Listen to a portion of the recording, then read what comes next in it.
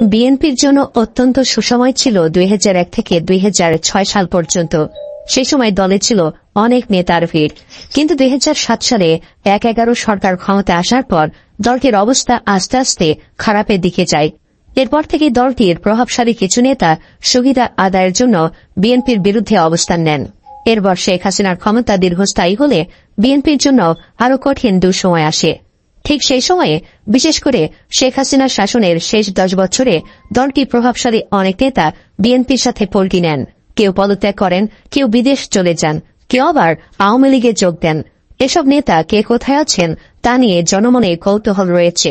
খোঁজ নিয়ে জানা গেছে, দল ছেড়ে যাওয়া এই নেতাদের কেউ কেউ ইতোমধ্যে পুনর্বাসিত হয়েছেন, আবার অনেকে দেশে ফিরে এলেও এখনও দলে কোনো পদ পাননি।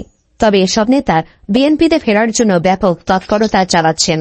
কারা এসব নেতা, চলুন একে একে দেখে নেওয়া যাক। নাম্বার 1, মোসাদ্দেক আলী ফালু। বিএনপির একসময়ের সবচেয়ে প্রভাবশালী নেতা ছিলেন মোসাদ্দেক আলী ফালু। তিনি দলের ভাইস চেয়ারম্যান ও চেয়ারপারসনের উপদেষ্টা ছাড়াও ছিলেন সাবেক প্রধানমন্ত্রী খালেদা জিয়ার রাজনৈতিক সচিব। বিএনপির ডাকসাইতে একজন ব্যবসায়ী ও খালেদা জিয়ার অত্যন্ত আস্থাভাজন ছিলেন মোসাদ্দেক আলী। কেউ কেউ বলছেন, বিএনপির স্থায়ী কমিটিতে সালাউদ্দিন আহমেদের নাম থাকার এবং নিজের নাম ভাইস চেয়ারম্যান পদে দেখে ক্ষোভ ও অভিমানে দল থেকে পদত্যাগ করেন ফালু। তার পদত্যাগপত্র বিএনপি গ্রহণও করেনি, আবার ফেরতও পাঠায়নি।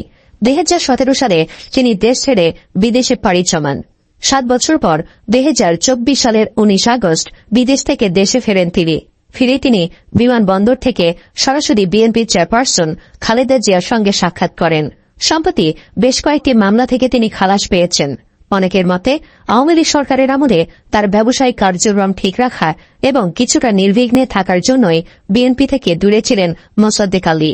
তিনি চেষ্টা চালাচ্ছেন দলে ফেরার, কিন্তু বিএনপির পক্ষ থেকে কোনো ইতিবাচক মনোভাব দেখানো হয়নি। নাম্বার 2, এম মোর্শেদ খান।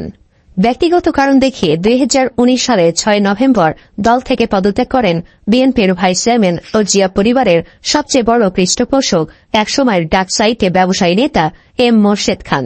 তিনি প্যাসিফিক গ্রুপের চেয়ারম্যান। 1992 থেকে 1996 সাল পর্যন্ত মন্ত্রী পদমর্যাদায় প্রধানমন্ত্রীর বিশেষ দূত এবং 2002 থেকে 2006 সাল পর্যন্ত তিনি পররাষ্ট্রমন্ত্রী ছিলেন। জানা যায়, 2018 সালের নির্বাচনে তাকে মনোনয়ন বঞ্চিত করা হয়। পরবর্তী সময়ে দল পুনর্গঠন প্রক্রিয়ায় চট্টগ্রাম কমিটিতে তার অনুসারীদের পদ না দেওয়ায় অভিমানে রাজনীতি থেকে তিনি অবসর নেন। বর্তমানে মোর্শেদ খান ও তার পরিবার সিঙ্গাপুরে বসবাস করছেন।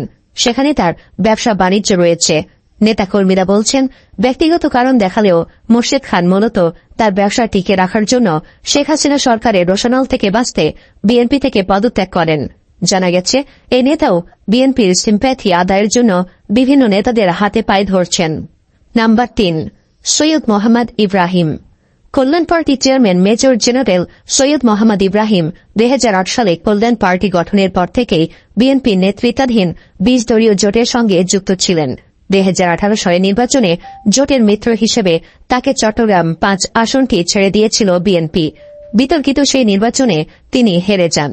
বিএনপির সঙ্গে দীর্ঘ 16 বছরের সম্পর্ক ছিন্ন করে 2023 সালের 22 নভেম্বর 4 দলীয় যুক্তফ্রন্ট নামে এক জোট গঠন করেন।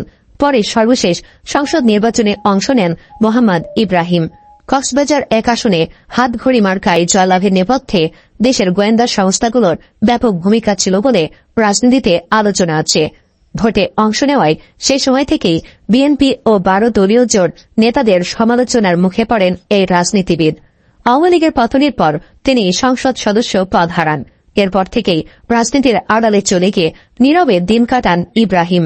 বর্তমানে তিনি বাড়িতে থাকছেন।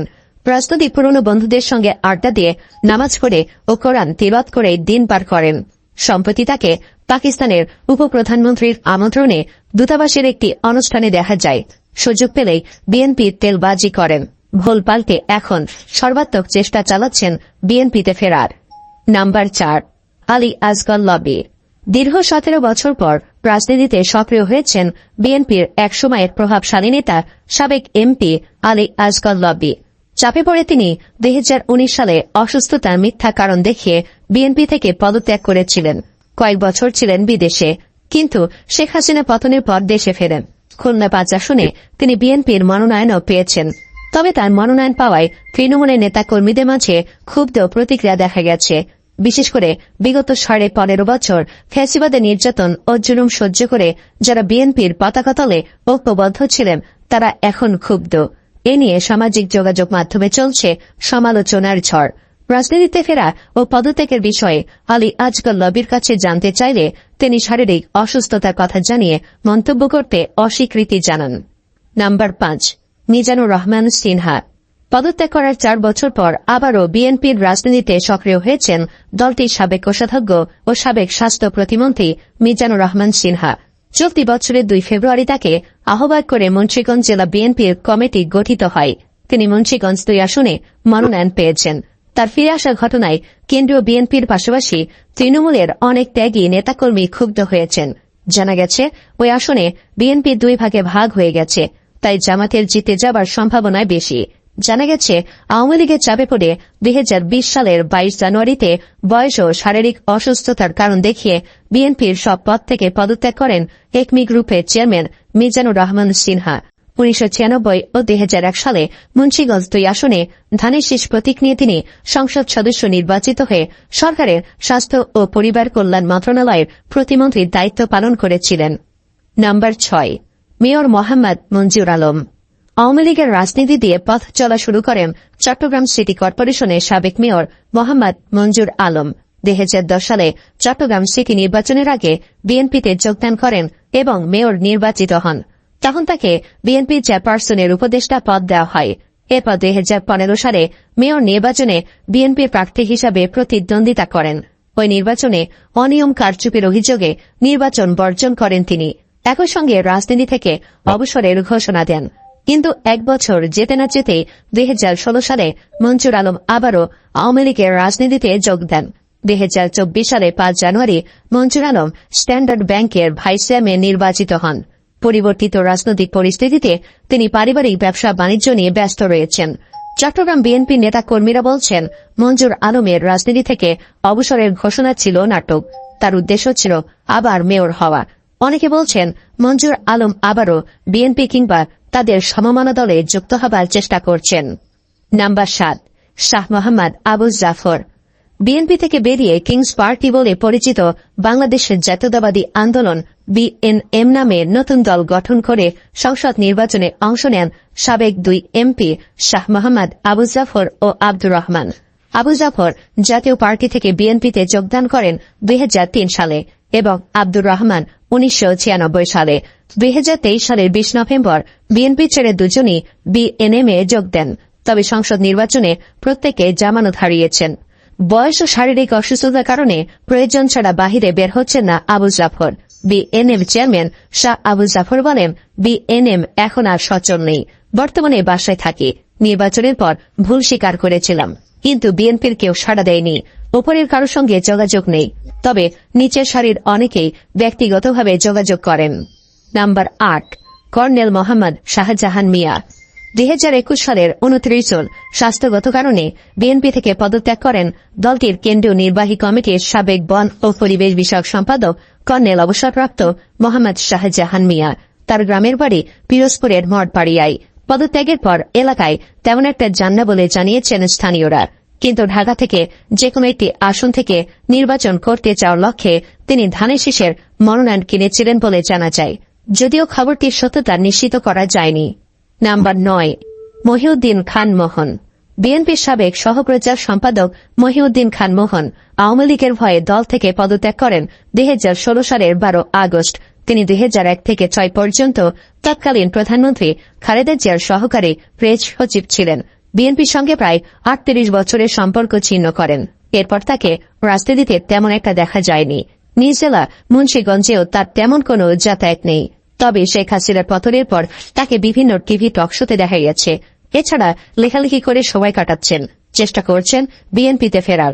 মহিউদ্দিন খান মোহন বলেন, যেহেতু বিএনপির সঙ্গে দীর্ঘ সময় ছিলাম, সেহেতু সবার সঙ্গে যোগাযোগ আছে। শহীদ প্রেসিডেন্ট জিয়াউর রহমান ও খালেদা জিয়ার নেতৃত্বগুণ দেখেই বিএনপিতে যোগদান করেছিলাম। বর্তমানে নিজেকে রাজনীতিতে অযোগ্য মনে হয়, কারণ টাকা ও নিজস্ব বাহিনী লাগে, এর কোনোটাই আমার নেই। নাম্বার 10, জিয়াউল হক মোল্লা। বিএনপির ঘাঁটি হিসাবে পরিচিত বগুড়া ৪ আসনে দলকে নির্বাহী কমিটির সদস্য জিয়াউল হক মোল্লা 2024 সালে নির্বাচনে অংশ নিয়েছিলেন। তিনি 3 বারের সংসদ সদস্য ছিলেন। 2007 সালে 1-11 সরকারের আমলে বিএনপির তৎকালীন মহাসচিব প্রয়াত আব্দুল মান্নান ভূঁইয়ার নেতৃত্বে দলের সংস্কারের দাবিতে সোচ্চার হন জিয়াউল হক মোল্লা। এরপর বিএনপিতে তিনি সংস্কারপন্থী হিসাবে পরিচিতি পান। পরবর্তী সময় তাকে দলের বিভিন্ন পদ থেকে সরিয়ে দেওয়া হয়। এরপর 2008 ও 2018 সালে নির্বাচনে তাকে মনোনয়ন না দেওয়ার পাশাপাশি বহিষ্কার করে বিএনপি। জিয়াউল হক মোল্লা বলেন, প্রয়োজন অপ্রয়োজনে বিএনপি নেতাকর্মীদের সঙ্গে কথাবার্তা হয়। যেহেতু এমপি ছিলাম সেহেতু এলাকার মানুষের কাছে চাহিদা আছে। তবে এবার আমিও আগ্রহ দেখাইনি, দলও আমাকে ডাকেনি। তিনি জানান, বহিষ্কৃত হওয়ার কোনো চিঠি তিনি পাননি। দল চাইলে তিনি আবার দলে ফিরতে চান। সুপ্রিয় দর্শক, আপনি কি চান এসব পোল্টিবাজ নেতাদের যেন আজীবনের জন্য দল থেকে বহিষ্কার করা হোক? কমেন্ট বক্সে জানিয়ে দিন আপনার মতামত। ভিডিও ভালো লাগে লাইক দিন এবং শেয়ার করুন, আর অবশ্যই চ্যানেলটি সাবস্ক্রাইব করুন। ধন্যবাদ।